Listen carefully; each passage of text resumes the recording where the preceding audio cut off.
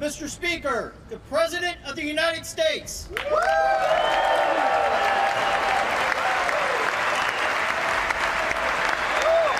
नमस्कार, मैं हूं विनय और आप देख रहे हैं चेतना मंच।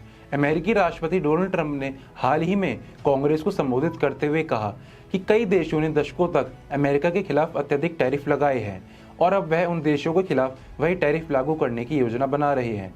ट्रंप ने विशेष रूप से भारत, चीन और दक्षिण कोरिया का नाम लिया, जिनके द्वारा अमेरिका पर उच्च शुल्क लगाए जाते हैं।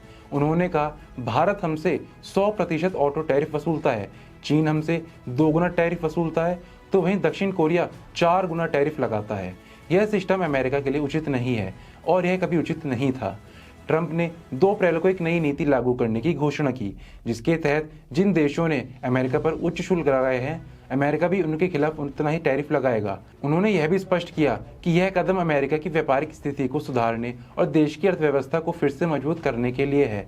ट्रंप ने कहा, जो कर हमारे ऊपर लगाए गए हैं, अब हम उन्हें उनके ऊपर लगाएंगे। जो भी शुल्क वे हमसे वसूलते हैं, हम उनका जवाब उसी तरीके से देंगे। राष्ट्रपति ने यह भी घोषणा की कि अमेरिका 2 अप्रैल से विदेशी कृषि उत्पादों पर नया टैरिफ लागू करेगा। उनका कहना था कि यह नीति अमेरिका के किसानों के लिए फायदेमंद होगी, क्योंकि विदेशी सामान जो अमेरिकी किसानों को नुकसान पहुंचा रहे हैं, उससे अब देश में प्रवेश नहीं करने दिया जाएगा।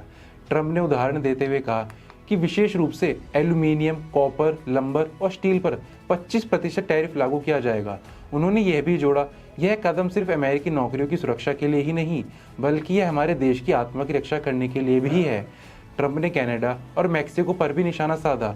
उन्होंने आरोप लगाया कि इन दोनों देशों ने अमेरिका में फेंटानाइल की रिकॉर्ड मात्रा भेजी, जिससे हजारों अमेरिकी नागरिकों की मौत हो गई। ट्रंप ने कहा, अब हम उन्हें कोई सब्सिडी नहीं देंगे। उन्होंने यह भी साफ किया कि अमेरिका अब अपने हितों की रक्षा करने के लिए कोई समझौता नहीं करेगा और जो भी देश उनके खिलाफ व्यापारिक नुकसान करेगा, वह अमेरिका का विरोधी माना जाएगा। ट्रंप का यह बयान स्पष्ट रूप से दिखाता है कि वे अमेरिकी व्यापारिक नीतियों को पूरी तरह से बदलने का इरादा रखते हैं, ताकि अमेरिका की ताकत और समृद्धि फिर से बहाल हो सके।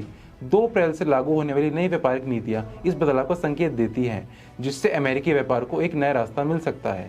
फिलहाल इस खबर में इतना ही। ऐसी और खबरों के लिए बने रहिए चेतना मंच के साथ। धन्यवाद।